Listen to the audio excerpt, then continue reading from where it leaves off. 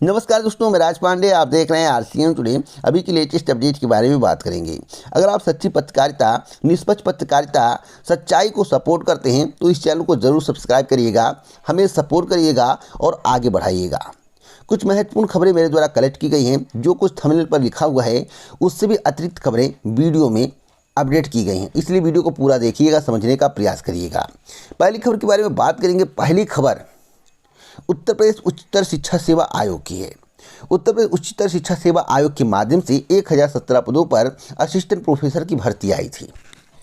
आवेदन ले लिया गया लेकिन अभी तक परीक्षा नहीं हुआ। परीक्षा क्यों फंसा हुआ है, इस बात पर आपको फोकस करना चाहिए।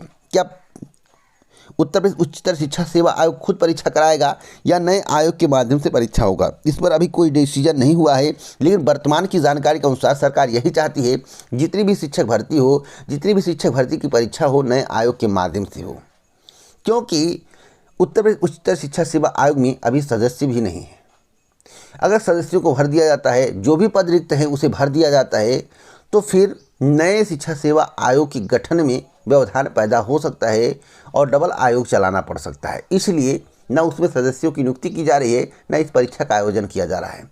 अगर नए शिक्षा सेवा आयोग के माध्यम से असिस्टेंट प्रोफेसर भर्ती की परीक्षा होगी तो गारंटेड है परीक्षा 3 से 4 महीने डिले होगी। इतना मैं कह सकता हूं, जो वर्तमान की जानकारी है। आगे कोई अपडेट मिलेगा तो ज़रूर दूंगा। वैसे नए आयोग के माध्यम से कराने के अभी जानकारी के अनुसार तैयारी चल रही है। अब बात करते हैं राजस्थान की अब तक की सबसे बड़ी खबर के बारे में। राजस्थान शिक्षक भर्ती परीक्षा के नतीजे अप्रैल में जारी होने की संभावना है।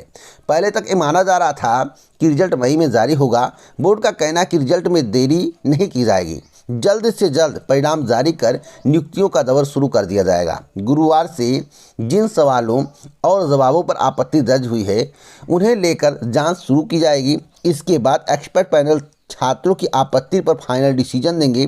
बोर्ड द्वारा इसके बाद फाइनल आंसर की जारी की जाएगी। अप्रैल महीने में रिजल्ट जारी करने की पूरी कोशिश की जाएगी।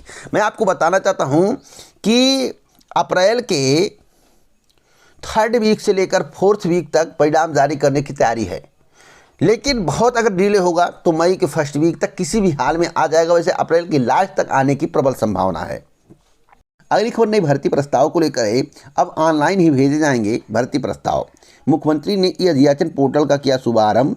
इससे आयोग को त्रुटि रहित प्रस्ताव भेजे जा सकेंगे, ऐसा उत्तर प्रदेश के मुख्यमंत्री योगी आदित्यनाथ जी का कहना है। आपको बता दें, जिन भर्ती अध्याचनों में काफ़ी समय लग जाता था, कमियां रहती थी, अध्याचन को वापस करना पड़ता था, उस कमियों को पहले ही दूर किया जा सकेगा और अध्याचन को पुनः वापस नहीं करना पड़ेगा और भर्ती समय से आ सकेगी।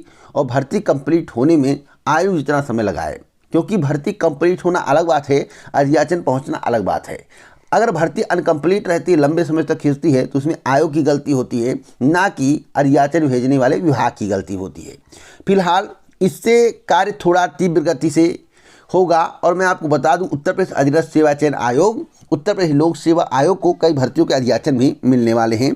एलटी ग्रेड शिक्षक भर्ती का भी अध्याचन मिलने वाला है, जो आपके लिए खुशखबरी है। अब बात करेंगे उत्तराखंड की एक और महत्वपूर्ण खबर के बारे में।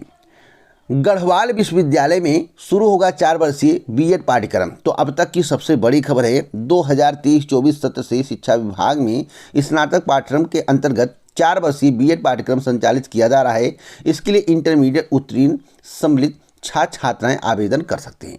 अब बात करेंगे 51,000 शिक्षक भर्ती को लेकर, जिसके संबंध में धमाकेदार वीडियो कल मेरे द्वारा बनाया गया था।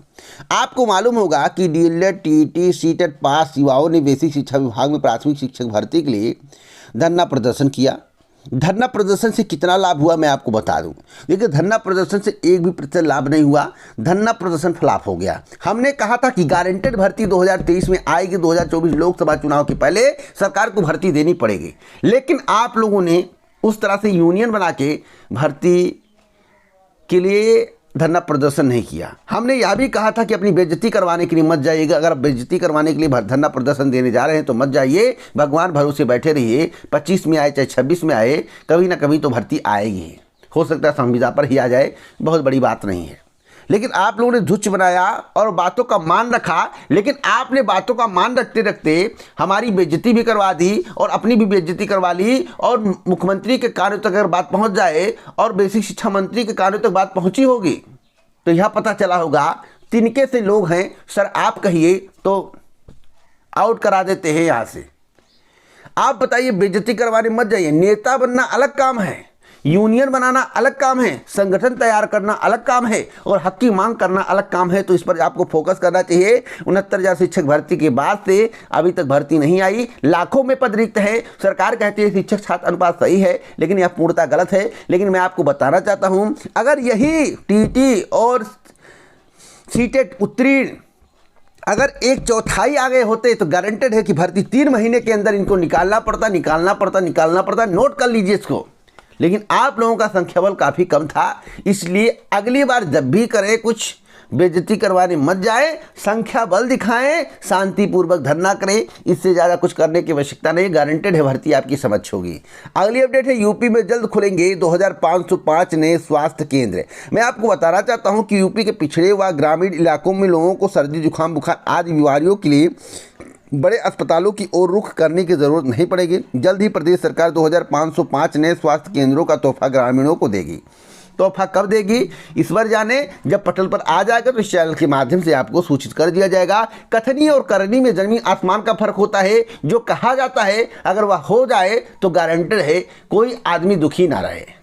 अगली खबर नए शिक्षा सेवा आयोग के गठन को लेकर है। नए शिक्षा सेवा आयोग के गठन के बाद ही शिक्षक भर्ती शुरू होने के आसार। आप लोग सोच रहे होंगे कि किस शिक्षक भर्ती की बात की जा रही है, नए शिक्षक भर्ती की बात की जा रही है या पुराने शिक्षक भर्ती की बात की जा रही है। साफ साफ आज के समाचार पत्र में बताया गया है कि आवेदन के 7 माह बाद भी 2 भर्ती संस्थाएं घोषित नहीं कर सकी परीक्षा तिथि।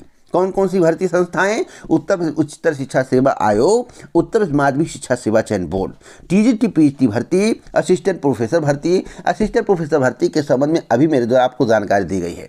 देखिए, अभी नए शिक्षा सेवा आयोग के गठन में 3 से 6 महीने का वक्त लगेगा, जैसा कि पूर्व में मेरे द्वारा आपको जानकारी दी गई थी। लेकिन मैं आपको यह भी बताना चाहता हूं, अगर टीजीटी पीएचडी भर्ती परीक्षा का आयोजन किया जाएगा तो जून के बाद ही किया जाएगा। नए शिक्षा सेवा आयोग के गठन के 2 महीने बाद भर्ती पर काम शुरू कर दिया जाएगा। अब सवाल है नए शिक्षा सेवा आयोग का गठन कब होगा? तो मई जून के पहले तो गठन होने की कोई संभावना नहीं है। इसलिए यह भर्ती अभी कम से कम 4 से 6 महीने खींचने वाली है मेरी जानकारी के अनुसार। आगे कोई अपडेट मिलेगा तो जरूर दूंगा। हाँ, सरकार इतना कर सकती है कि इस परीक्षा को समयबद्ध तरीके से पूरा कराने के लिए सदस्यों की नियुक्ति कर सकती है। सदस्यों की नियुक्ति के बाद इस प्रक्रिया को आगे बढ़ाया जा सकता है। लेकिन सरकार की मंशा अगर होगी तो, बात समझ गए होंगे। निष्पक्ष सच्ची पत्रकारिता को सपोर्ट करने के लिए, सच्चे इंसान को सपोर्ट करने के लिए, सही खबर को सपोर्ट करने के लिए आप हमसे जुड़े। चैनल को सब्सक्राइब करें, बेल आइकन दबाएं, ऑल पर सिलेक्ट करें। अब हम बात करेंगे शिक्षक भर्ती के लिए कार्यदायी संस्था के चयन की तैयारी। आपको बताना चाहता हूं, यूपी पुलिस भर्ती का विज्ञापन अभी तक आ नहीं पाया है। विज्ञापन कब तक आएगा इस चैनल के माध्यम से आपको बताया गया था। स्क्रीन पर स्क्रीनशॉट देख सकते हैं कि मार्च और अप्रैल की बात की गई थी, लेकिन क्यों भर्ती नहीं आ रही है, भर्ती में इतना विलंब क्यों हो रहा है, इस बात पर आपको एक बार नजर डालने की आवश्यकता है। तो मैं आपको बताना चाहता हूं कि 35,000 सिपाही भर्ती की प्रक्रिया अप्रैल से शुरू करने की तैयारी है। और हमने क्या बोला था, मार्च टू अप्रैल। लेकिन अप्रैल में भर्ती आ जाए तो बहुत बड़ी बात है। रीजन उसका है, आ सकती है, नहीं भी आ सकती है। रीजन मैं आपको बताना चाहता हूं। बहुप्रतीक्षित 35,757 सिपाहियों की सीधी भर्ती की प्रक्रिया अप्रैल से शुरू करने की तैयारी है। उत्तर प्रदेश पुलिस भर्ती एवं पूर्ति बोर्ड सीधी भर्ती की परीक्षा कराने के लिए नियोक्ता के जरिए नई कंपनियों को आमंत्रित करेगा। भर्ती बोर्ड यह कवायद पहले भी कर चुका है, यानी कि पहले कर चुका है। पहले एक एजेंसी का चयन किया गया था, लेकिन उस एजेंसी ने कहा कि हम उत्तर प्रदेश की परीक्षा नहीं करवाएंगे। क्यों नहीं करवाएंगे? क्योंकि उत्तर प्रदेश में सबसे ज़्यादा पेपर लीक होता है। उत्तर प्रदेश में पेपर लीक होता है और इससे कंपनी की बदनामी होती है, सरकार की व्यवस्था उतनी चुस्त नहीं रहती है। इसलिए मैं परीक्षा नहीं कराऊंगा। जब उसने परीक्षा कराने से इनकार कर दिया, तब नए एजेंसी के चयन के लिए प्रक्रिया शुरू की जाएगी। अभी की नहीं गई है, की जाएगी। अब की जाएगी। मार्च खत्म, अप्रैल होने का कैसे भर्ती आ जाएगी? इसलिए अभी इस भर्ती में और डिले होने की संभावनाएं दिख रही हैं। यह भर्ती 2 से 3 महीने और खिंच सकती है, जो मेरे द्वारा पहले आपको बताया गया था। सच्चाई को सुनिए, ऐसा मत कहिएगा कि आप डिमोटिवेट करते हैं, मोटिवेट नहीं करते। गलत सूचना देकर अगर आपको मोटिवेट कर दिया जाए तो कुछ समय के लिए मोटिवेट होंगे, अगर सच्चाई वाली खबर आपको दिखा दिया जाए तो डिमोटिवेट भले ही होंगे, लेकिन आप मेरी वाहवाही करेंगे कि आपके माध्यम से सही खबर दी गई थी। तो बातों को समझिएगा, सच्ची पत्रकारिता को सपोर्ट करने के लिए, स्वतंत्र पत्रकारिता को सपोर्ट करने के लिए, अपने भाई को सपोर्ट करने के लिए, इस चैनल को आगे बढ़ाने के लिए आप इस चैनल को सब्सक्राइब करके जाइएगा, बेल आइकन दबा के जाइएगा, जिससे सही खबर आप तक पहुंच सके। अगली खबर उत्तर प्रदेश के मुख्यमंत्री योगी आदित्यनाथ के स्टेटमेंट को लेकर है। उत्तर प्रदेश के मुख्यमंत्री योगी आदित्यनाथ जी कहते हैं कि हमारी सरकार में पारदर्शी तरीके से भर्ती प्रक्रिया को संपन्न किया गया। उत्तर प्रदेश के मुख्यमंत्री योगी आदित्यनाथ जी कहते हैं कि हमारी सरकार ने जितनी भर्तियां की उतनी पिछली सरकार के कार्यकाल में भर्तियां नहीं हुई। अगर बसपा को मिला दिया जाए, सपा को मिला दिया जाए, तब भी उतनी भर्तियां नहीं कर पाए हैं। इसमें कितनी सच्चाई है कमेंट बॉक्स में आप बताइए, मुझे बताने की आवश्यकता नहीं है। लेकिन पारदर्शी की अगर हम बात करें, निष्पक्षता की बात करें, चयन प्रक्रिया की बात करें, तो दरोगा भर्ती में आरोप क्यों लगे? 69,000 शिक्षक भर्ती में आरोप क्यों लगे? 68,500 शिक्षक भर्ती में कापियों जलाने की बात क्यों आई? किन किन भर्तियों की जांच हुई? अन्य भर्तियों के बारे में मैं क्या बताऊं? पेपर लीक की घटनाएं क्यों होती हैं? क्या यही निष्पक्ष और पारदर्शिता है? ऐसा प्रतियोगी छात्रों का कहना है। लंबे समय से भर्तियां अटकी पड़ी हैं, भर्तियां कंप्लीट नहीं हो रही हैं, यही निष्पक्षता है। कौन सी ऐसी भर्ती है जिसमें आरोप नहीं लगे? एडेड जूनियर हाई स्कूल शिक्षक भर्ती में क्या हुआ? डीजे बजाने वाला टॉप हो जाता है और 35 नंबर पाने वाला भी अच्छा कर जाता है, ऐसा क्यों? 150 में 145, 144, 140, जो पेट परीक्षा में 45 नहीं पा पाता है, 46 नहीं पा पाता है, ऐसी स्थिति उसकी है। मैं आपको बता दूं, इनके स्टेटमेंट को अगर हम पढ़ें तो इनका कहना है कि मुख्यमंत्री योगी आदित्यनाथ जी का कहना है कि हमारी सरकार ने पूरी निष्पक्षता पारदर्शिता के साथ पिछले 6 वर्षों में 5.5 लाख से ज़्यादा युवाओं को नौकरी दी है। 6 साल पहले तक कोई मानता नहीं था कि यूपी सुधर पाएगा, लेकिन आज तस्वीर बदली है। अब गांव और शहर हर क्षेत्र में बदलाव देखने को मिल रहा है। आपके क्षेत्र में कितना बदलाव हुआ? आपके क्षेत्र में क्या हुआ? आपके गांव में किसी ने नौकरी मिली? आपके गांव में जो नौकरी मिली है वह पारदर्शी तरीके से मिली है नहीं? कमेंट बॉक्स में बताइएगा। आपकी राय हमारे लिए अति महत्वपूर्ण है, क्योंकि मैं यह भी जानना चाहता हूं, यह भी जानने का प्रयास करता हूं कि आपके मन में क्या चल रहा है। आप जो कहेंगे वही सत्य है, हम जो कहेंगे हो सकता है आपकी नज़र में असत्य हो जाए, लेकिन आप जो बताएंगे वही सत्य होगा। इसलिए कमेंट बॉक्स में बताना मत भूलिएगा। अब हम बात करेंगे राहुल को 2 साल की सजा, जमानत। महा आदेश इसको माना जा रहा, बड़ा आदेश माना जा रहा है। मानहानि का मामला बीजेपी के द्वारा कहा जा रहा कि कोर्ट ने जो फैसला सुनाया है वह सही है। मोदी के नाम से लेकर मानहानि का दावा किया गया था। 4 साल केस चला। 2019 लोकसभा चुनाव के दौरान की बात है। मोदी कोई व्यक्ति विशेष पर यह टिप्पणी नहीं की गई थी।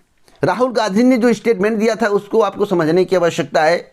उन्होंने कहा कि नीरव मोदी जो पैसा लेकर भागे थे, आखिरकार चोरों के आगे मोदी क्यों लिखा होता है, सरनेम क्यों होता है, मोदी सरनेम क्यों होता है? अब इसको लेकर अपील कर दी गई। डिस्ट्रिक्ट कोर्ट में मामला था और देखिएगा इस केस में मुझे तो नहीं लगता आगे कुछ होगा, बरसों बीत जाएंगे। वैसे अगर निष्पक्ष तरीके से बात की जाए, सच्चाई से बात की जाए, तो क्या बीजेपी के मंत्रियों के द्वारा स्टेटमेंट नहीं दिए जाते हैं? गृह मंत्री के द्वारा स्टेटमेंट नहीं दिए गए? मोदी जी के द्वारा स्टेटमेंट नहीं दिए गए? आप और पत्रकारों का सुनिए, वो तो पूरा डिटेल बता देंगे, 1 to all। हम बताएंगे तो आप स्किप कर देंगे, इसलिए मैं उतना डिटेल नहीं बताऊंगा। इतना मैं कहूंगा कि उन्हीं खबरों को मैं दिखाता हूं जो सच होता है, वही बताता हूं जो निष्पक्ष होता है, सच्चाई से रूबरू कराता हूं। तो इसमें भी हाई कोर्ट में अपील होगा, उसके बाद सुप्रीम कोर्ट जाएंगे, 10 साल चला जाएगा, इसी में 8 से 10 साल चला जाएगा। और देखिएगा आगे क्या होगा, आपको पता ही होगा। अगली खबर हरियाणा कांस्टेबल भर्ती को लेकर है। कांस्टेबल भर्ती मामले में जल्द सुनवाई से हाईकोर्ट का इनकार। मामला नॉर्मलाइजेशन को लेकर है, इस संबंध में आपको जानकारी होगी। अभी इस केस में अभी लंबा समय वक्त लग सकता है, इसलिए आप लोग अभी वेट करिए। आगे कोई अपडेट मिलेगा तो आपको इस चैनल के माध्यम से ज़रूर बताया जाएगा। हरियाणा सरकार ने कोर्ट को मौखिक तौर पर विश्वास दिलाया था कि वह याचिका लंबित रहते नियुक्ति पत्र जारी नहीं करेंगे, लेकिन सरकार ने नियुक्ति पत्र वितरित किया। आपको मालूम होगा। तो इसी सब को लेकर मामला विचाराधीन है, ऐसा अभ्यर्थियों का कहना है, प्रतियोगी छात्रों का कहना है। आगे कोई अपडेट मिलता है तो मैं आपको अवश्य बताऊंगा। तो सही सटीक जानकारी के लिए आप हमसे जुड़ें, चैनल को सब्सक्राइब कर ले, बेल आइकन दबा दें, ऑल पर सेलेक्ट कर दें। पूरा वीडियो सुनने के लिए दिल से धन्यवाद।